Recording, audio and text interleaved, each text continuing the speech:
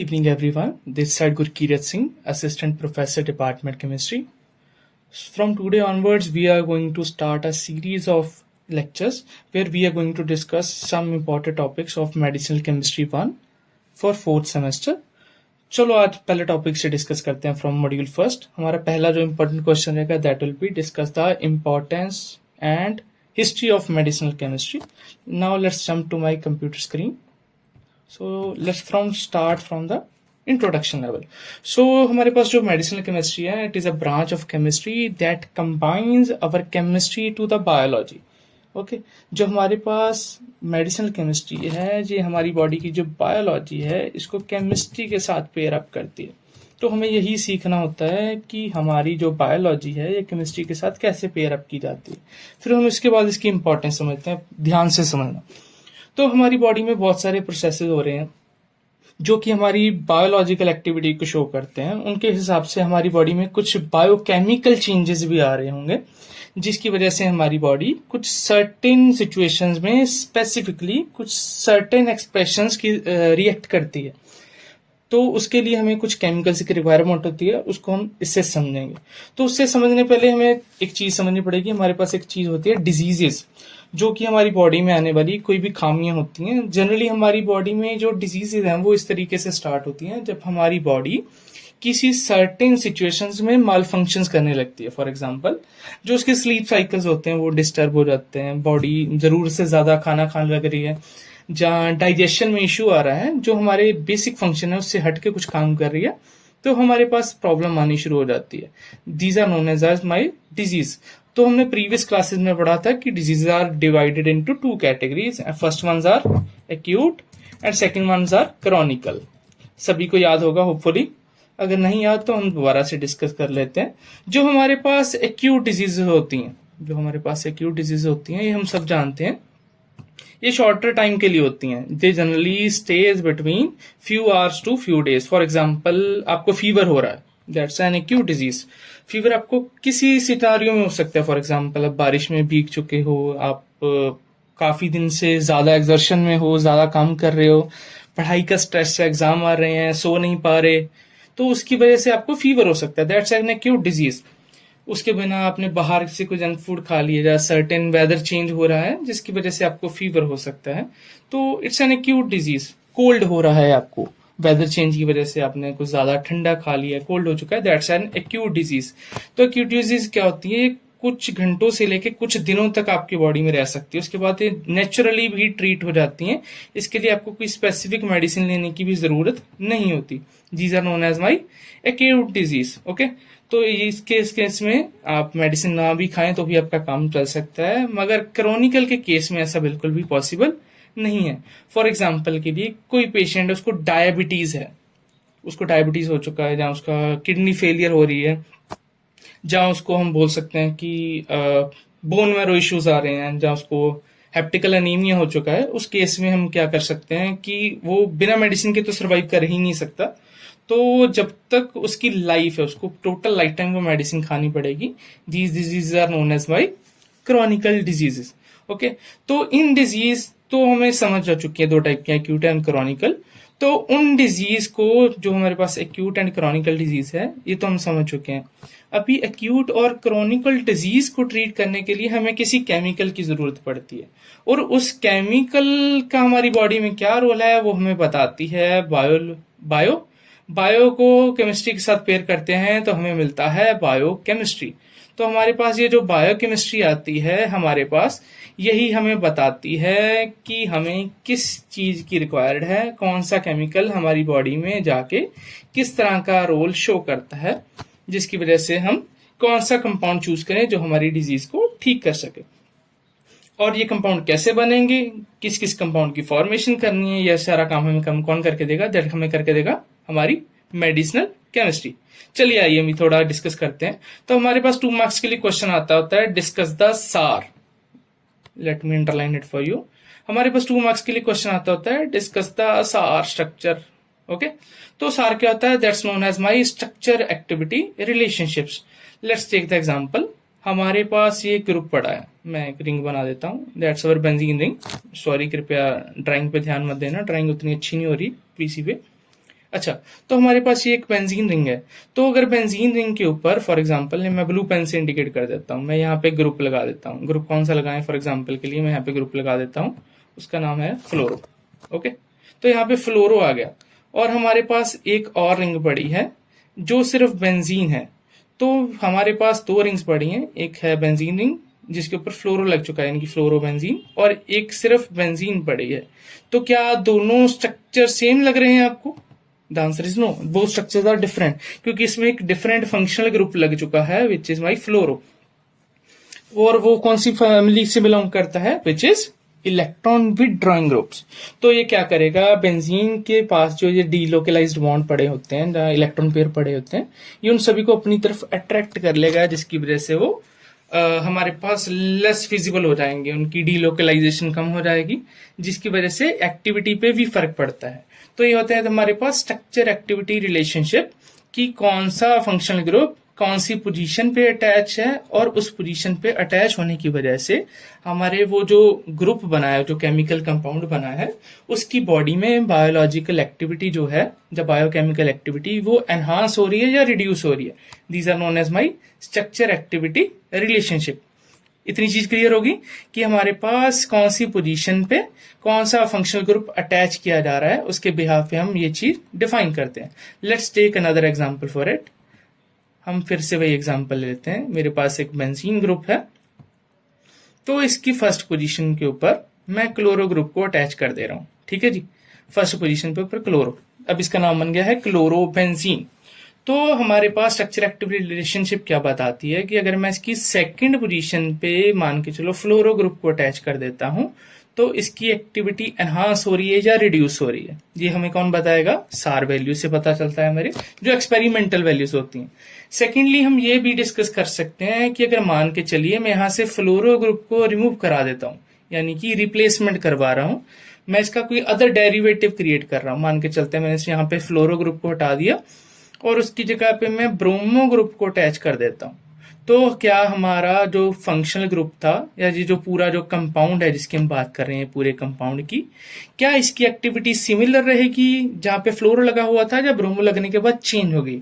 अगर चेंज हुई है तो एनहांस हुई है या रिड्यूस हुई है? अगर एनहांस हो रही है तो कितनी हो रही है, रिड्यूस हो रही है तो कितना चेंज आ रहा है? ये हमें चीजें कौन बताएगा? हमारे सार वैल्यूज। ठीक है जी, सभी को क्लियर हो गया? Now let's move to the next slide. हम थोड़ा इसके हिस्ट्री के बारे में भी डिस्कस करते हैं। तो जब हम मेडिसिनल केमिस्ट्री की हिस्ट्री में जाते हैं तो हमारे पास वेरियस थ्योरीज अवेलेबल हैं, जो कि टाइम टू टाइम जो हमारे पास रिसर्चर्स ने उन्होंने हमें बताई थी। तो उसके बिहाफ पे हमारे पास काफी थ्योरीज हैं, उसमें जो सबसे ज्यादा सूटेबल थ्योरी मानी गई है वो मैं आपको बता देता हूँ। तो प्रीवियस टाइम्स में क्या होता था कि लोग, हमने पता है कि सिविलाइजेशन में रहते थे, जो लोग होते थे पुराने लोग, हमारे एंसेस्टर्स लगा लो, जहाँ बहुत पहले की बात कर रहे हैं, कुछ लाख साल पहले पीछे चले जाइए, जब कुछ हजार साल पहले, तो लोग एक छोटी छोटी कम्युनिटीज में रहते थे। तो community for example they used to live in a village, तो एक छोटा सा विलेज बना लेते थे अपना, जहाँ पे वो रहते थे। ठीक है, तो ये जो विलेज है इसमें मान के चलिए 100 लोग रह रहे हैं, तो वहां पे कोई डिजीज आ चुकी है। तो डिजीज आने पे क्योर कैसे किया जाए? तो क्योर करने के हमारे पास दो ही तरीके होते हैं, या तो हमारे पास हो, फर्स्ट थिंग होती है हमारे पास medicine, second one is diet. क्योंकि हमारा प्राइमरी फोकस होता है कि जो हमारी डिजीज है वो जल्दी ठीक हो जाए, तो प्राइमरी फोकस मेडिसिन पे होता है, सेकंड वन होता है हमारे पास डाइट पे। ओके जी, पर मगर हमारे पास जब मेडिसिन नहीं थी तो कैसे होता था? तो प्रायोरिटी ऑर्डर ये था कि पहले हम अपनी डाइट में चेंज करेंगे, उसके बाद मेडिसिन होगी। क्योंकि हमारे पास जो पहली मेडिसिन होती थी, they are generally derived from plants, तो उसको हम बोलते हैं हर्बल मेडिसिन, जो हर्ब से रेडी की जाती हैं। तो हमारे पास जो हर्बल मेडिसिन होती हैं वो नेचुरल प्रोडक्ट से ही बनेंगी। तो हर्बल मेडिसिन की प्रॉपर्टी ये है कि हर्ब से बनती है, उनके साइड इफेक्ट्स कम होते हैं, मगर उनका जो एक्टिविटी होती है, काम करने का टाइम होता है, वो काफी ज्यादा होता है। विच मीन्स मेरी कोई छोटी सी डिजीज भी होगी, उसको भी ठीक होने में काफी लंबा टाइम लग सकता है। तो जिसकी वजह से हमारी पहली प्रायोरिटी रहेगी कि हम डाइट में चेंज लें इंस्टेड ऑफ मेडिसिन। चलो थोड़ा सा वो थ्योरी डिस्कस करते हैं कि हमारे पास मेडिसिन कैसे डेवलप हुई, जहाँ हर्बल प्रोडक्ट से मेडिसिन कैसे बनी है। ध्यान देना जरा, एक छोटा सा विलेज है, पुरानी बात कर रहे हैं, कुछ हजार साल या कुछ लाख साल पहले जो विलेजेस थे, जब ह्यूमन ने डेवलप किया, उसने थोड़ा थोड़ा समझना शुरू किया, बात करना शुरू किया, कम्युनिकेशन स्किल डेवलप किए। उसके बाद उसने देखा कि मैं कम्युनिटी डेवलप कर लूँ तो मैं ज़्यादा अच्छा हूँ, तो उसने एक छोटी सी कम्युनिटी बना ली, 50-100 बंदे इकट्ठे करके एक विलेज बना ली, 100 बंदों का एक विलेज बन चुका है। तो यहाँ पे एक डिजीज आ चुकी है, फॉर एग्जाम्पल के लिए एक डी नाम की डिजीज आ चुकी है। तो अभी डी नाम की डिजीज आ गई, उससे लोग, तो हमें पता है कि पेशेंट तो आएंगे ही, अगर डिजीज आ चुकी है तो हो सकता है ये स्प्रेड भी हो रही हो वाइडली। तो ये जो डिजीज है वो स्प्रेड हो रही है, तो लोग इसका ट्रीटमेंट कैसे करते थे? तो एक थ्योरी ध्यान से समझना, वो सिर्फ क्या करते थे कि जंगलों में जाते थे, तो वहां पे जो उनको हर्ब्स मिलती थी वो उनको खा के देखते थे। तो वो क्या करते थे कि मान के चलो ये 100 बंदों का, 10 बंदों का एक ग्रुप गया है, 10 बंदों का एग्जाम्पल लेते हैं, वो जंगल में गए, वहां भी उनको एक हर्ब दिखी जो देखने में अच्छी लग रही थी, जहां उसकी उनको ऑर्डर अच्छा लगा, स्मेल अच्छी आ रही थी, जहां उनको लगा कि हाँ ये खाने लायक हो सकती है। तो उन्होंने एक बंदे को हर्ब खिला के देख ली। तो खिला के देखने के बाद थोड़ी देर बाद उस बंदे को ऑब्जर्व किया गया कि वो खाने के बाद ठीक रहा या बीमार हो गया। अगर खाने के बाद वो ठीक रहता है तो बाकी के 10 बंदे उसको अपनी कम्युनिटी में ले जाएंगे, ताकि सारी फैमिली जो है वो अपना डिनर और लंच के लिए उसको खा सके। अदरवाइज वो क्या करते थे कि उस हर्ब को रिजेक्ट कर देते थे। मान के चलो अभी जो ये एक बंदा है जिसने वो हर्ब खाई थी, हो सकता है खाने के बाद मर भी जाए, पॉसिबिलिटी तो है ना। हो सकता है वो जो हर्ब खा रहे हैं, जहाँ कोई वेजिटेशन थी वो टॉक्सिक हो नेचर में, हम नहीं जानते कि नेचर कहाँ जा कितना डेवलप कर सकता है। तो हमने क्या किया, वो एक बंदे पे टेस्ट किया, क्योंकि हमारे पास उस टाइम आज से 2-3 हजार साल पहले या 10,000 साल पहले कोई टेस्टिंग मेथड तो नहीं होगा कि हम चेक कर सके कि हर्ब किस तरह चलती थी। तो वो क्या करते थे, एक दूसरे को खिला के देख लेते थे और उसकी बॉडी पे एक्सपेरिमेंट किया जाता था। तो अगर हम उस थ्योरी की माने तो हमने, ह्यूमंस ने हमारी ऑलमोस्ट 85% पॉपुलेशन उस टाइम पे खत्म कर दी थी, सिर्फ 2 चीजों में। मैं रिपीट कर दे रहा हूं, उस टाइम पे हमने अपनी, ह्यूमंस ने अपनी पॉपुलेशन का 85% जो है वो खत्म कर दिया था सिर्फ 2 चीजों में। पहली चीज थी वॉर, सेकंड चीज थी हमारी डिजीज के लिए टेस्ट करना, जो हम फूड ढूंढने जाते थे, डिजीज। और third thing is my food. हमारी 80% पॉपुलेशन सिर्फ इस चीजों में ही खत्म हो चुकी थी, जहां तो वो लड़ाई में मारे जाते थे, जहां बीमारियों में, जहां वो खाना ढूंढने जाते थे और वहां पे कोई टॉक्सिक चीज ले लेते थे, उसको खा लेते थे, वो मर जाते थे। तो हमारे पास इन चीजों से धीरे धीरे डेवलपमेंट हुई। हमने, ह्यूमंस ने समझा कि कौन सी चीज खाने लायक है और कौन सी चीज खाने लायक नहीं है। इस थ्योरी में जो सेकंड इंप्रूवमेंट आती है वो ये है कि ह्यूमंस ने खुद खाने की बजाय जो उसके पेट्स थे उनको खिलाना शुरू किया। For example they use to carry donkeys, जिनके ऊपर वो अपना सामान एक जगह से दूसरी जगह पे शिफ्ट करते थे। They have cows, goats. तो ये चीजें उनको दी जाती थी ताकि वो खा के देखें और हम ह्यूमंस जो है वो सरवाइव कर सकें विदाउट एनी प्रॉब्लम। मगर यहाँ पे एक सर्टेन प्रॉब्लम आती है, दैट इज एंजाइम इशू। हम आगे जाके थोड़ा डिटेल में पढ़ेंगे, अभी जस्ट एक ब्रीफ आइडिया दे रहा हूँ। हमारी बॉडी में कुछ सर्टेन एंजाइम होते हैं जो किसी स्पेसिफिक मेडिसिन के साथ रिएक्ट करते हैं और उसको एक्टिव स्टेट में ले आते हैं ताकि वो बॉडी में अपना फंक्शन कर सके। बट कुछ सर्टेन, अगर हम एनिमल्स की बात करें, अगर हम वही डिजीज, वही जो हर्ब है जहाँ वो मेडिसिन अपने पेट्स को दे रहे हैं, तो हो सकता है उनकी बॉडी में वो सर्टेन एंजाइम प्रेजेंट ही ना हो जो मेडिसिन, जहाँ वो मेडिसिनल कंपाउंड को ब्रेक डाउन ना कर सके। तो वो बॉडी में जाके वो मेडिसिन तो एक्टिवेट नहीं होगी तो किसी भी तरह की बायोलॉजिकल और बायोकेमिकल एक्टिविटी तो वो नहीं शो करेगा। अगर वो बायोकेमिकल एक्टिविटी नहीं शो कर रहा तो कोई भी टॉक्सिक कंपाउंड बॉडी में डेवलप नहीं होगा। तो विच मीन्स ऐसा हो सकता है कि वो हर्ब अगर मेरा पेट खाए और मेरा एनिमल खाए वो सेफ रह सकता है, अगर वो हर्ब मेरे लिए टॉक्सिक हो सकती है, अगर ह्यूमन खाएगा तो वो मर जाएगा। ठीक है जी। Now let's move to other thing. First thing is my herbal medicine. तो हमने अभी डिस्कस किया कि प्रीवियसली हिस्ट्री में जो हमारी सबसे पहली मेडिसिन बनी है उनकी जो हमारे पास एविडेंस मिलते हैं वो मिलते हैं इजिप्ट, चाइना एंड इंडिया में। अगर हम इसमें से गिने ये देखें कि प्रायोरिटी वाइज सबसे अच्छा कौन था, जब सबसे टॉप पे कौन था, तो हमारे पास हर्बल मेडिसिन में चाइना का नाम सबसे टॉप पे आता है, क्योंकि उनके पास हब्स के बारे में काफ़ी डिटेल्ड इंफॉर्मेशन अवेलेबल थी जो उनके पास जनरेशन से पास ऑन हो रही है। तो पहले तो ह्यूमंस को लिखना नहीं आता था, तो ये चीज़ें वर्बली ट्रांसमिट होती थी एक जनरेशन से दूसरी जनरेशन में। बाद में उनके पास काफ़ी रिटन स्क्रिप्ट्स हैं कि कौन सी हर्ब है जो कितनी क्वांटिटी में यूज़ करें तो वो किस तरह का मेडिसिनल इफेक्ट शो कर सकती है। ओके, तो ये आते हैं हमारे पास हर्बल प्रोडक्ट्स। सेकंड आते हैं हमारे पास नेचुरल प्रोडक्ट्स। तो समटाइम्स वो आपके पास से 2 मार्क्स का क्वेश्चन आता है कि discuss the difference between herbal medicine and natural products. तो हमारे पास जो हर्बल मेडिसिन हैं, इस पे ध्यान देना, these are generally our plant based medicine. Okay, तो ये प्लांट्स बेस्ड मेडिसिन की बात कर रहे हैं, जनरली हम हर्ब और शर्ब्स की बात कर रहे हैं। ओके, जो हर्ब्स होती हैं, लीव्स हो गए या श्रब्स हो गए, उनकी बात कर रहे हैं। तो ये प्लांट से मिली है, तो बेसिकली है तो ये भी नेचुरल प्रोडक्ट, मगर इस चीज पे ध्यान देना, हम यहाँ पे सिर्फ प्लांट्स की बात कर रहे हैं। मगर अब जब हम शिफ्ट करते हैं नेचुरल प्रोडक्ट्स में, तो नेचुरल प्रोडक्ट्स में हमारे पास बहुत सारी और चीजें भी आ जाती हैं। जरा इन चीजों पे ध्यान देना। फॉर एग्जाम्पल के लिए हम ये चीजें डिस्कस करते हैं कि हमारी बॉडी में इलेक्ट्रोलाइट्स कम हो रहे हैं, तो हो सकता है वो प्लांट से ना मिले, यानी हर्बल लाइफ में अवेलेबल ना हो, और उसके लिए मुझे क्या लेना पड़ सकता है। फॉर एग्जाम्पल के लिए मुझे मिनरल्स की बात कर लेते हैं। तो मिनरल्स जनरली हमारे पास मिल जाते हैं, वो किसी सर्टेन टाइप के स्टोन्स में अवेलेबल हो सकते हैं। वो हमारे पास जो ओशन में से लाइफ आ रही है, फॉर एग्जाम्पल के लिए मैं फिश निकाल रहा हूं तो फिश की बोन्स में से मिल रहा है। ओके, तो ओशन के नीचे से मैंने कोई ऑब्जेक्ट निकाली, हो सकता है मिनरल्स उसके ऊपर लेयर्ड ऑन हो गए, उसके ऊपर लेयर जम जाती है, जैसे मटेरियल की। फॉर एग्जांपल के लिए मैं एक कंपाउंड बना लेता हूँ, जरा यहाँ पे ध्यान देना। फॉर एग्जांपल के लिए मैंने कोई बॉल जो थी वो ओशन में गिरा दी, तो ये हो सकता है कि with the passage of time minerals की लेयर इसके ऊपर डिपॉजिट होती रहे, जिसको हम बाद में एक्सट्रैक्ट कर सकते हैं। फॉर एग्जाम्पल के लिए मैं सॉल्ट खाना चाहता हूँ ताकि मेरी बॉडी में सोडियम क्लोराइड की डेफिशिएंसी ना हो, सोडियम और क्लोराइड जिसकी मर्जी मान लो, तो उसके केस में वो हर्बल प्रोडक्ट तो नहीं है, मगर वो नेचुरल प्रोडक्ट है, नेचर में अकर करता है नेचुरली, हमने नहीं बनाया, वो नेचर में है।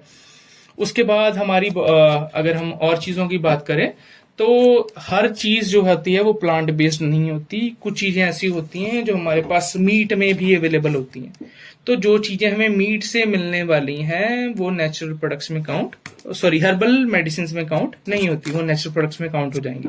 Okay, so now let's hope आप सभी को ये समझ गया होगा। तो हम अगली स्लाइड पे चलते हैं।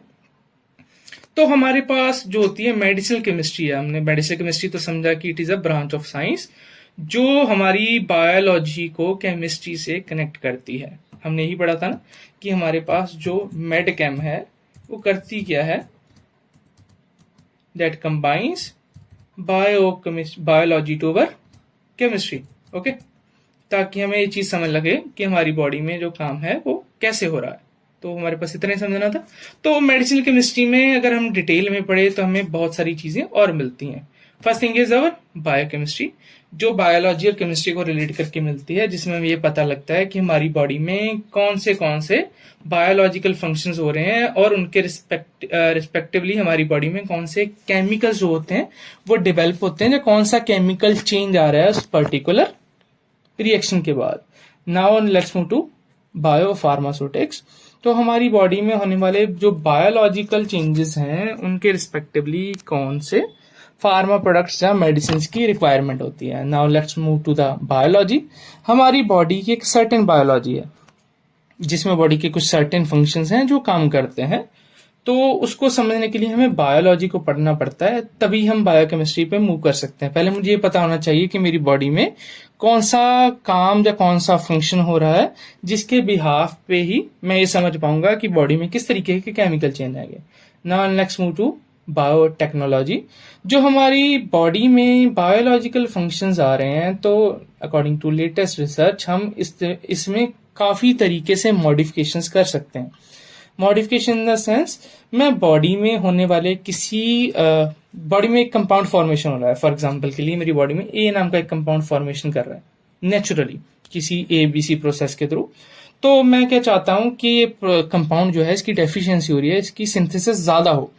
तो हम क्या करते हैं कि नेक्स्ट जनरेशन जो आने वाली है उसके बायोलॉजिकल डीएनए में जो हम क्या करते हैं मॉडिफिकेशन कर सकते हैं, जीन मॉडिफिकेशन कर सकते हैं, जिसके भी हाफ पे हम for example super humans create कर सकते हैं, अगर मैं कहना चाहूँ तो, विच इज अगर मैं बोलूँ तो टेक्निकली हमारे पास ये करना लीगल नहीं है। सेकेंडली हमारे पास proper equipments and studies available नहीं है कि मैं आपको सुपर ह्यूमन बना दूं।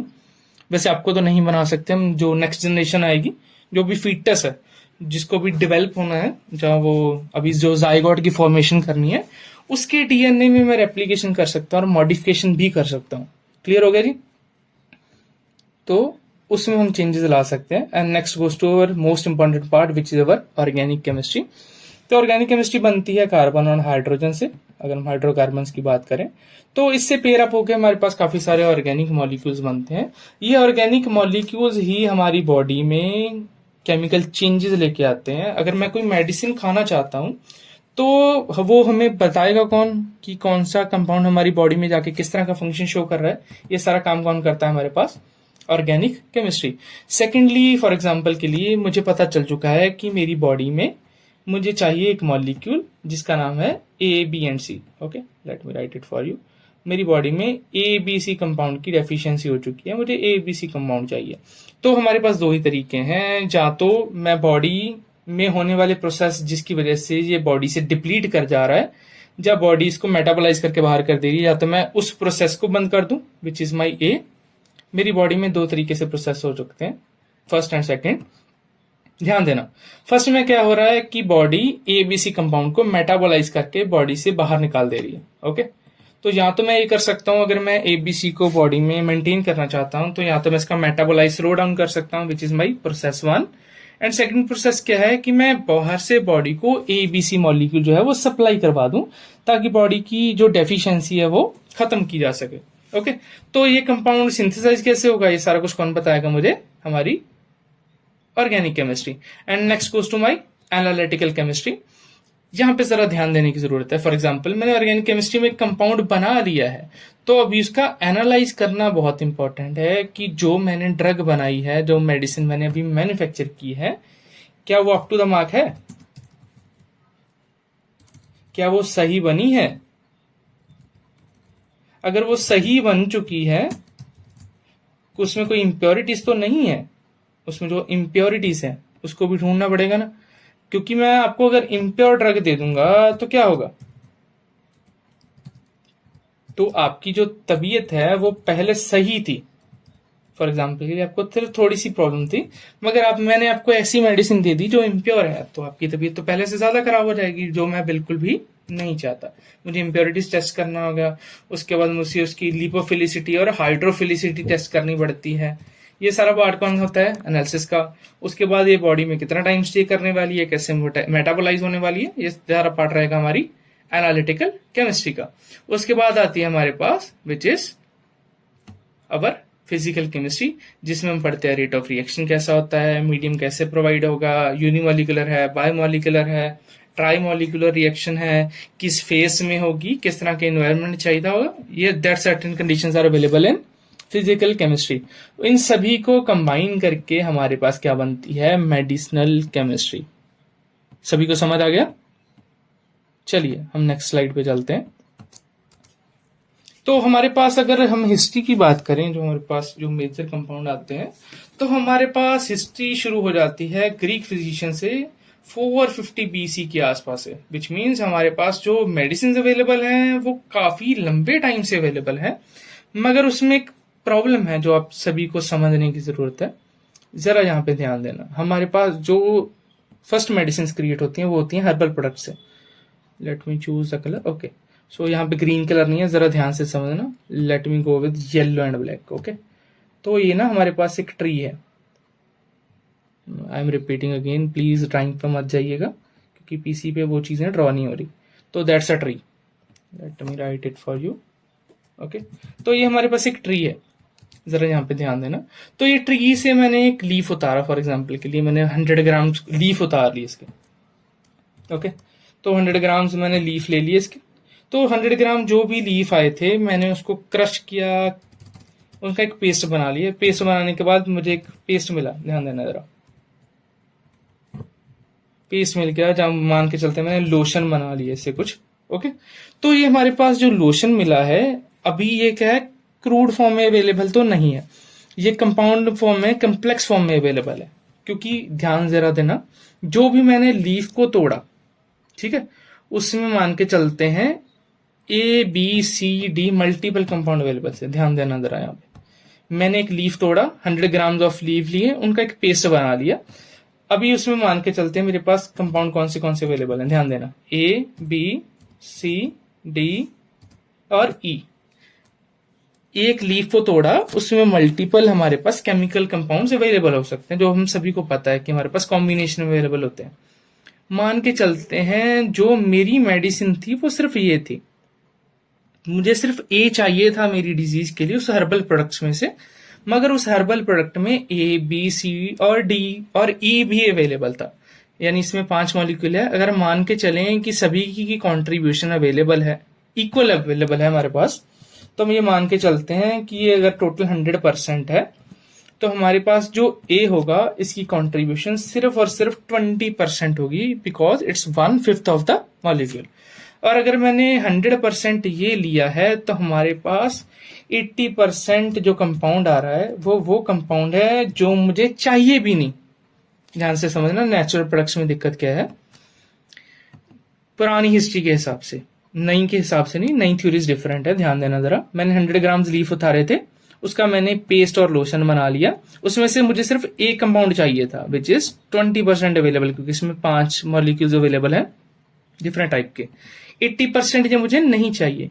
तो अगर मान के चलते हैं ये 100 ग्राम से मेरी 100 ग्राम पेस्ट बन भी चुकी है, तो उसमें जो मेरी नेचुरल मेडिसिन है जो मुझे चाहिए मेरी रिक्वायरमेंट वाली, वो सिर्फ 20 ग्राम अवेलेबल है। एंड बाकी 80% या 80 ग्राम जो भी कंपाउंड अवेलेबल है, इट्स जस्ट अ वेस्ट, क्योंकि ये मुझे नहीं चाहिए। आल्सो ये जो 80% अवेलेबल है, it can act as an impurity. अभी इम्प्योरिटी सभी को पता है क्या करती है, ये हमारी मेडिसिन को भी खराब कर देती है। सेकेंडली ये मेरी कंडीशन को और वर्ष कर सकती है। मैं थोड़ा बीमार था, अभी वो मेडिसिन खाने के बाद ज्यादा बीमार हो सकता हूँ, क्योंकि अगर ये 80% कुछ भी कंपाउंड अवेलेबल है, ये किसी ना किसी तरह की बायोकेमिकल और बायोलॉजिकल प्रॉपर्टीज और एक्शन शो करेगा बॉडी में, जो मुझे बिल्कुल भी नहीं चाहिए। होप सभी को ये क्लियर हो रहा है यहां तक। ओके, सो हमारे पास इंपॉर्टेंट नाम आता है, हमारे पास उस चीज पे जरा ध्यान देना। हमारे पास एक नाम आता है Paul Ehrlich. Let me write it for you, mister Paul Ehrlich. अगर किसी को नहीं पता तो बता देता हूं, Paul Ehrlich is known as the father of modern chemotherapy. Father of modern chemotherapy.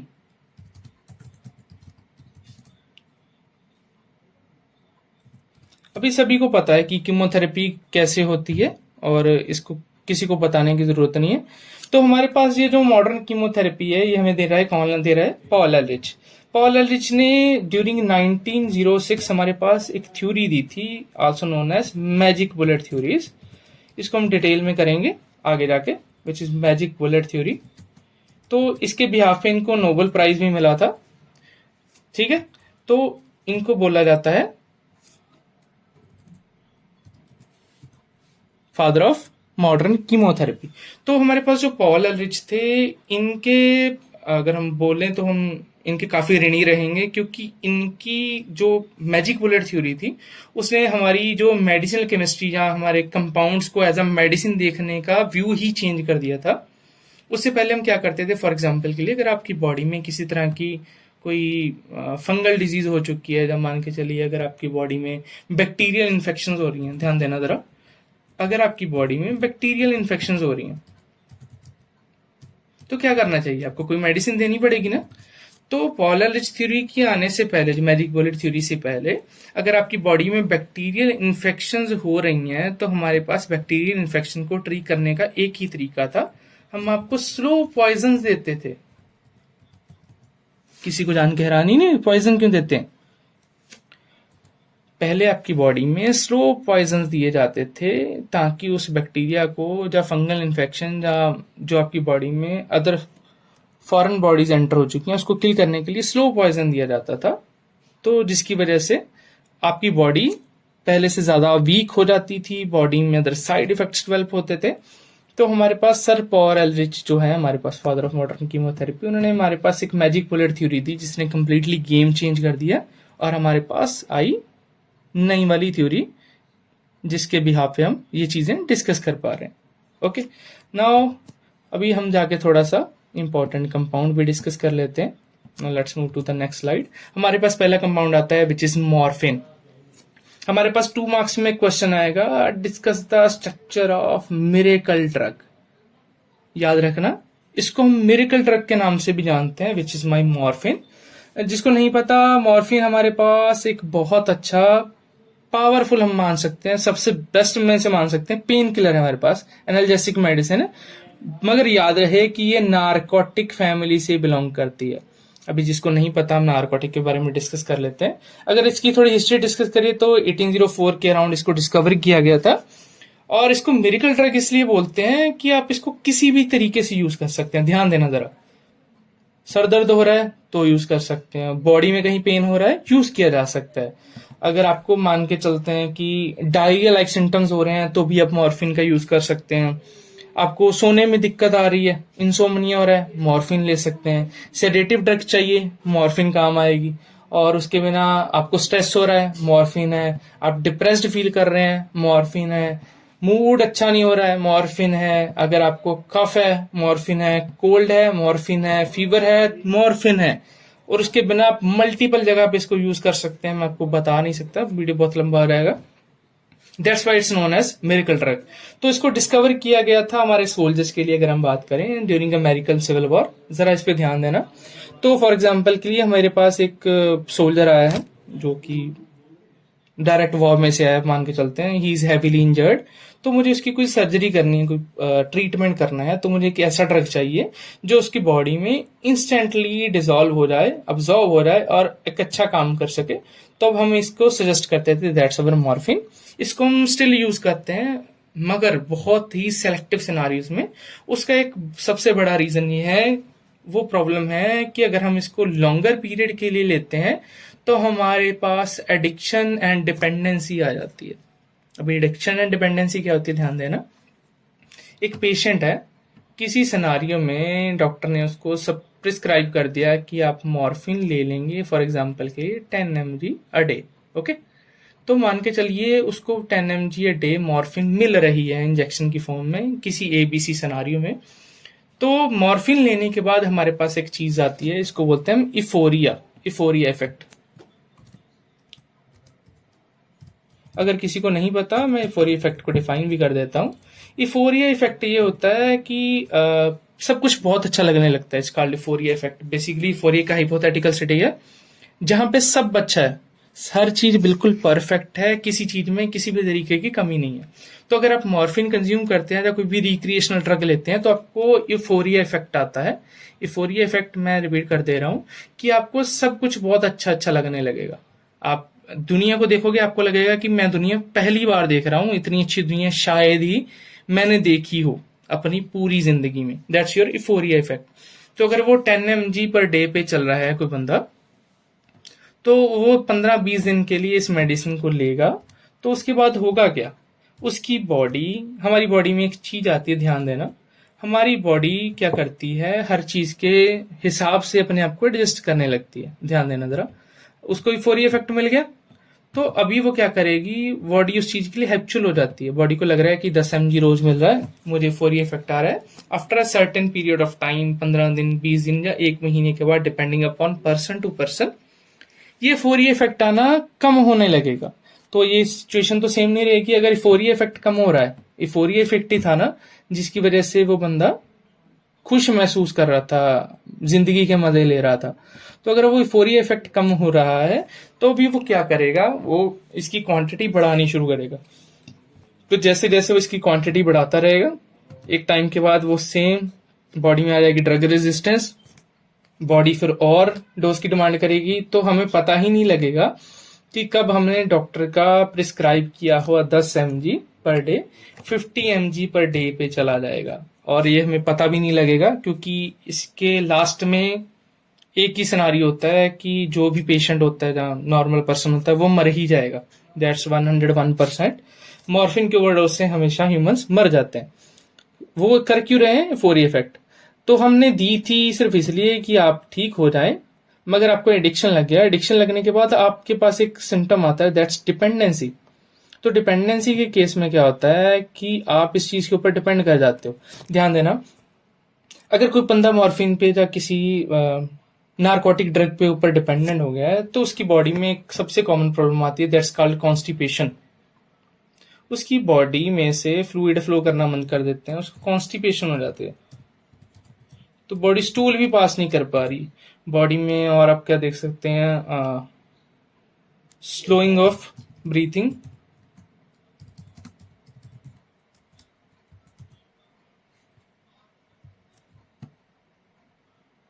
और क्या हो सकते हैं, मसल पेन कर सकती हैं, स्ट्रेस बढ़ सकता है। ये कुछ सर्टेन साइड इफेक्ट्स हैं, और आप डिपेंडेंसी पे ही रह जाते हैं। और क्या होता है कि डिपेंडेंसी पे ध्यान देना, अगर आपने लॉन्गर पीरियड की मेडिसिन ले ली, किसी एबीसी सिनारियो में डॉक्टर ने प्रिस्क्राइब किया था, कोई एक्सीडेंट हुआ था, तो इसको छोड़ना काफी डिफिकल्ट होता है। तो इसके लिए करंटली हम मॉर्फिन की यूजेज को ऑलमोस्ट बंद कर चुके हैं। किसी स्पेशल सिनारियो में ही इसे यूज किया जाता है। Okay, so now let's move to the next compound of our medicinal chemistry, which is our quinine. Hope सभी ने इसका नाम सुना होगा। इसके स्ट्रक्चर पे ध्यान देना। 2 मार्क्स के लिए याद रखना, स्ट्रक्चर इंपॉर्टेंट है। 2 मार्क्स के लिए आपको यही क्वेश्चन आएगा कि discuss the structure of quinine. Okay, जरा यहाँ पे ध्यान देना। ये जो हमारे पास कंपाउंड है, that's our quinine. Let me draw circle for you. Okay, we have a circle. Okay, ध्यान देना, that's my quinine. Okay, quinine हमारे पास जो है वो काफी लंबे समय से अवेलेबल है। अगर क्यूनीन की रिसर्च की बात करें, अकॉर्डिंग टू हिस्ट्री एविडेंस, हमारे पास 17th सेंचुरी के आसपास एविडेंसेस मिलते हैं कि हमारे पास क्यूनीन जो था वो अवेलेबल हो गया था। क्यूनीन बनता है सिंकोना बार्क ट्री के बाग से, और इसका यूज किया जाता था मल्टीपल पर्पसेस के लिए। सबसे मेन जो पर्पस था वो आपकी बॉडी में से पैरासाइट को मार देना था। अभी क्यूनीन का हम सभी को पता है, हम इसको मलेरिया के पैरासाइट को किल करने के लिए यूज कर सकते हैं। Let me highlight it for you, malaria parasite. अगर आपको नहीं पता, क्यूनीन बनने से पहले, यानी अर्ली, अगर 17th सेंचुरी की बात करें या 17th सेंचुरी से थोड़ा पीछे जाएंगे, अगर आप इंटरनेट पे सर्च करेंगे तो मैं आपको एग्जैक्ट डिटेल भी बता देता हूं।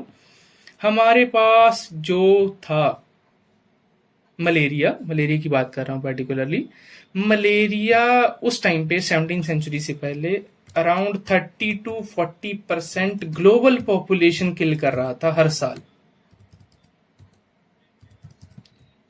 क्योंकि मलेरिया जो है, हम सभी को पता है, जब रेनी सीजन आता है तो हमारे पास ये चीजें किल हो जाती हैं। तो हमारे पास जब भी मलेरिया आता है तो ये मलेरिया वाइडली स्प्रेड कर जाता है, और सेकेंडली जिन लोगों को मलेरिया हो जाता है उनके केस में डेथ होने के चांसेस काफी ज्यादा होते हैं। तो हमारे पास 17th सेंचुरी में डेवलप गई थी क्यूनीन। क्यूनीन क्या करती है, मलेरिया के केस में बहुत अच्छा काम करती है। ठीक है, तो इसके केस में क्या होता है, मलेरिया का जो पैरासाइट हमारी बॉडी में आया था उसको किल किया जा सकता है, मगर इसके साथ भी कुछ सर्टेन साइड इफेक्ट थे। पहला साइड इफेक्ट है कि हेडेक, आपके सर में बहुत बुरा दर्द होने लगता है। याद रखिए, साइड इफेक्ट हर बॉडी में नहीं आते, कुछ स्पेसिफिक सिनारियो में, कुछ स्पेसिफिक बॉडीज में आ जाते हैं। सेकंड आती है रिंगिंग ऑफ ईयर। आपको कानों में एक चुभने वाली साउंड आपने कभी सुनी हो, अल्ट्रासोनिक साउंड्स होती हैं, वो आपके कानों में कुछ वाइब्रेशन एकदम से होने लग जाती है, जिससे आपके सर में बहुत दर्द होता है। याद रहे, हमारे ईयर ड्रम्स जो होते हैं वो काफी ज्यादा सेंसिटिव होते हैं। अगर ये चीजें बार बार होती हैं तो आपको जो ईयर ड्रम होता है उसमें परमानेंट डैमेज आ जाता है, जिससे आप हियरिंग को लूज कर सकते हैं, विच मीन्स आपको सुनना ही देना बंद हो जाएगा सारी जिंदगी के लिए। And the most serious part is low blood sugar level. अगर मान के चलिए मेरे पास कोई डायबिटीज का पेशेंट है और उसको मैं ये मेडिसिन दे देता हूँ, अगर उसका शुगर लेवल फॉल कर जाता है तो याद रहे कि आप कोमा में जा सकते हैं या आपकी डेथ भी हो सकती है। तो इस चीज के लिए ध्यान देना पड़ता है। तो इसके लिए हमने क्या किया, क्विनीन के बेटर डेरिवेटिव बना दिए। अभी हमारे पास मार्केट में क्विनीन नहीं चल रहा, हम यूज करते हैं क्लोरोक्विन। जहाँ hydrochloroquine and last one is mefloquine. याद रहे क्लोरोक्विन क्लोरोक्विन एंड हाइड्रोक्लोरोक्विन हमारे पास अभी वाइडली यूज किए जा रहे हैं। उसका रीजन ये है कि इनके केस में हमारे पास बेटर एक्टिविटी देखने को मिलती है एंड लोअर जो हमारे पास साइड इफेक्ट देखने को मिलते हैं। क्लियर हो गया जी? Okay, now next move to the next slide, that's our chloroform. I hope chloroform सभी को पता होगा। शायद आपने मूवीज वगैरह में देखा होगा कि फॉर एग्जांपल के लिए हीरो होता है, पीछे से एक वैन आती है, ओमनी वैन, सभी को याद होगी। वो ओमनी वैन आती है, उसमें कुछ गुंडे होते हैं, वो अपने हाथ से एक हैंकी लेते हैं, उस पर केमिकल डालते हैं, आपके मुंह के ऊपर रख देते हैं, और जो हीरो या हीरोइन होती है वो अगले ही मिनट पे होश हो जाती है। तो उनके पास जो केमिकल कंपाउंड होता है दैट्स अवर क्लोरोफॉर्म। इसका अदर नेम जो हमारे पास है दैट इज ट्राइक्लोरोमीथेन। याद रहे, हमारे पास यहाँ पे कार्बन एटम अवेलेबल है सेंटर में, और साइड पे 3 जो हमारे पास क्लोराइड आयन अवेलेबल पड़े हैं। So that's our trichloromethane. इसकी जो हमारे पास डिस्कवरी हुई थी that's in the 19th century. It is an anaesthetic. जिसको किसी को नहीं पता, मैं एनेस्थेटिक डिफाइन कर देता हूँ। एनेस्थेटिक्स हमारे पास वो मेडिसिन होती हैं जिसको देने के बाद इंटेंशनली हम आपकी बॉडी में से कॉन्शियसनेस को लूज कर दे रहे हैं, यानी कि लेने के बाद आप अपना होश गवा देते हैं। क्लियर हो गया जी? तो क्वेश्चन ये आता है कि दी क्यों जाती है। फॉर एग्जाम्पल के लिए आपकी बॉडी पे सर्जरी परफॉर्म करने वाला हूं, तो अगर मान के चलिए कि आपकी लेग में से मुझे एक बुलेट निकालनी है जो किसी ने चला दी थी आपके ऊपर, तो अगर आप अपनी लेग को देख पा रहे होंगे तो आपको आपकी बॉडी में पेन रिसेप्टर्स होते हैं, वो आपको बता देते हैं कि आपकी पाँव पे चोट लगी है, हाथ में चोट लगी है। तो मान के चलिए मैं आपके पाँव में से वो या लेग में से वो बुलेट रिमूव कर दे रहा हूँ, तो ये प्रोसेस काफी पेनफुल हो सकता है। तो अगर आप अपनी कॉन्शियसनेस में होंगे तो आप कभी भी मुझे सर्जरी परफॉर्म नहीं करने देंगे। मान के चलिए मैं आपकी वो टमी में कुछ सर्जरी कर रहा हूँ, पेट में कुछ सर्जरी कर रहा हूँ, जहाँ किसी ABC सिनारियो मुझे आपकी लात काटनी पड़ रही है, एम्पुटेशन करनी पड़ रही है, तो अगर आप होश में हैं तो आप कभी भी ये चीज मुझे नहीं करने देंगे, क्योंकि आपकी बॉडी के जो सर्वाइवल इंस्टिंक्ट्स हैं वो एक्टिवेट हो जाते हैं कि बॉडी के साथ कुछ बुरा हो जाता है। तो ये हो सकता है आपकी मिड सर्जरी में अगर मैं आपके ऊपर सर्जरी कर रहा हूँ, जहां तो आप उठ के भाग जाएंगे, फाइट और फ्लाइट सिमुलेशन आएगी। याद रहे, इस सिनेरियो में आपके पास 2 ही सिमुलेशन आ सकते हैं, दैट इज फाइट और flight. Late me write it for you. तो यहाँ तो आप मिड सर्जरी में उठ के भाग जाएंगे, फ्लाइट यानी कि ओके। अगर आप भागते नहीं हैं तो दूसरा सिनेरियो ये है कि आप फाइट करेंगे। ओके, मान के चलिए आप सर्जरी से भाग गए, मैंने आपका पेट काटा हुआ है, आपके ऊपर सर्जरी परफॉर्म कर रहा हूँ, आप सर्जरी से उठ के बीच में डर के भाग गए, तो उस सिनेरियो में आपको बेहोश रखना बहुत जरूरी है। अगर आप भाग जाते हैं, मैंने आपका पेट काटा हुआ है, मैंने आपका बेसिकली पेट ओपन किया हुआ है और उसमें कोई सर्जरी परफॉर्म कर रहा हूँ, अगर आप अपनी कॉन्शियसनेस गेन कर लेते हैं और डर के भाग जाते हैं तो ज्यादा से ज्यादा आप 10-15 या 20 स्टेप्स चले जाएंगे। उसके बाद क्योंकि आपका पेट कटा होगा तो टोटल ऑर्गन जो है वो एक्सपोज रहेगी एनवायरनमेंट से, तो ये भी हो सकता है कि उनमें परमानेंट डैमेज आ जाए या आपकी डेथ होने के चांसेस काफी ज्यादा हाई रहेंगे। दूसरा ऑप्शन रहेगा कि आप फाइट कर सकते हैं, क्योंकि आपका सर्वाइवल इंस्टिंक्ट जो है वो एक्टिवेट हो चुके हैं, क्योंकि आप सर्जरी के बिटवीन में कॉन्शियसनेस गेन कर चुके हैं और आपको डर लग रहा है कि शायद मैं आपको मारने की कोशिश कर रहा हूँ। तो ये हो सकता है कि कोई चीज आप उठा के मुझे या किसी सर्जन को जो आपके ऊपर सर्जरी परफॉर्म कर रहा है उसको मार दें। तो मान के चलिए आपने सर्जन को ही मार दिया और आपका पेट कटा हुआ है और आपके पास एक्सेसिव ब्लीडिंग हो रही है क्योंकि पेट कटा हुआ है। तो अगर आपके ऊपर वो सर्जरी परफॉर्म कर रहा था, आपने उसको मार दिया, तो there is a very high chance कि आप भी मर जाएंगे। तो इसके लिए आपको एक मेडिसिन देनी जरूरी होती है जो आपकी कॉन्शियसनेस को गेन ना होने दे, कॉन्शियसनेस को लूट सके। दैट्स माई क्लोरोफॉर्म, जो हमारे पास सबसे अच्छा एनेस्थीसिया अवेलेबल था पहले 19th और 20th सेंचुरी में, मगर अब हम इसको यूज नहीं कर सकते। ध्यान से समझना। सबसे पहली जो प्रॉब्लम आती है कि जब भी आप ज्यादा इनहेल कर लेते, फॉर एग्जांपल के लिए हॉस्पिटल में थे, किसी स्टाफ ने ज्यादा अमाउंट में आपको क्लोरोफॉर्म दे दिया, तो आपके पास आता है कार्डियक अरिथमिया। मेरी बेसिकली हार्ट की एक रिदम होती है, अगर आप दिल पे हाथ रख के अपनी बीट सुनना चाहें तो आप सुन सकते हैं। बीटिंग का एक प्रॉपर ऑर्डर होता है जिसमें डम डप डप डप साउंड आता है आपको एक फ्रीक्वेंसी पे, पर्टिकुलर फ्रीक्वेंसी पे, और हर रिदम के बाद एक सर्टेन अमाउंट ऑफ टाइम के लिए पॉज आता है, उसके बाद कॉन्ट्रैक्शन होती है और रिलैक्स करते हैं हार्ट के मसल्स। तो जब आप इस मेडिसिन को ज्यादा ले लेते हैं तो उसमें जो रिदम बन रही थी ऐसी हार्ट बीट में, वो कुछ ऐसी हो जाएगी, कभी कम कभी ज्यादा, कभी कम कभी ज्यादा, कभी कम कभी ज्यादा, कभी फ्लैट भी हो सकती है। तो ये आपके पास ये दिक्कत आ सकती है। सेकेंडली, ज्यादा अमाउंट में लेने पे आपके पास हमेशा लिवर डैमेज और लिवर डैमेज होने के चांस बने रहते हैं। उसके बिना कुछ पेशेंट में नोट किया गया है कि फेटल रेस्पिरेटरी अरेस्ट आ जाता है, जिसमें क्या होता है आपका सांस, जो चेस्ट एरिया है वो काफी ज्यादा फूल जाता है और उसको सांस लेने में दिक्कत होती है, जहाँ कई पेशेंट को परमानेंटली रेस्पिरेटरी इश्यूज भी देखने को मिले हैं। मगर याद रहे, ये जो बहुत सीरियस सिनारियोस की बात कर रहे हैं, जिसमें हम आपके साइड इफेक्ट्स की बात कर रहे हैं, वो लेस देन 1% में होगा। याद रहे, जो एक्सट्रीम इफेक्ट्स आएंगे हमारे पास, वो याद रहे एडवर्स इफेक्ट वो लेस देन 1% लोगों में ही देखने के लिए मिलेंगे, सभी में वो देखने के लिए नहीं मिलते। Okay, now let's move to the next slide, which is my nitrous oxide. अगर आपने कभी फोन पे गेम खेला होगा तो याद होगा कि कार रेसिंग में हमारे पास एक चीज अवेलेबल होती है। अगर जिस लड़के और लड़कियों ने गेम खेला होगा सभी को याद होगा, हमारे पास एक कंपाउंड अवेलेबल होता है कार रेसिंग में, दैट्स कॉल्ड निट्रो। सभी ने चलाया होगा, गाड़ी काफी फास्ट चलती है, दैट्स अवर निट्रस ऑक्साइड। तो कार में वो ऑक्सीजन की फ्यूल का जो बर्निंग रेशो होता है उसको बढ़ा देता है, जिसकी वजह से कार को एक्सट्रीम पंप और पावर मिल जाती है कुछ टाइम के लिए, जब तक हमारे पास निट्रस ऑक्साइड का कॉन्टिन्यूस फ्लो मिलता रहता है सिस्टम को। ठीक है, तो अभी हम डिस्कस करते हैं हमारे केमिस्ट्री में इसका क्या इंपॉर्टेंस है।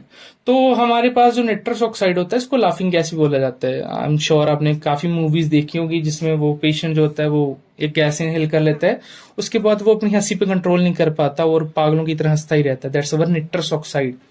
निट्रस ऑक्साइड हमारे पास ना डेंटिस्ट यूज करते हैं काफी टाइम से। उसके दो रीजन है, ध्यान से समझना। फर्स्ट थिंग इज एनेस्थेटिक है, यानी कि आपकी कॉन्शियसनेस लूज कर जाती है, आपको सेंसेशन फील होने बंद हो जाते हैं, पेन फील होना बंद हो जाता है, आप कॉन्शियसनेस लूज कर देते हो, तो मैं सर्जरीज परफॉर्म कर सकता हूँ। Second one is analgesic. अगर बॉडी में किसी टाइप का पेन हो रहा है या किसी पर्टिकुलर एरिया में पेन हो रहा है तो मैं उसको टेम्परेरीली रिड्यूस कर सकता हूँ विद हेल्प ऑफ निट्रस ऑक्साइड।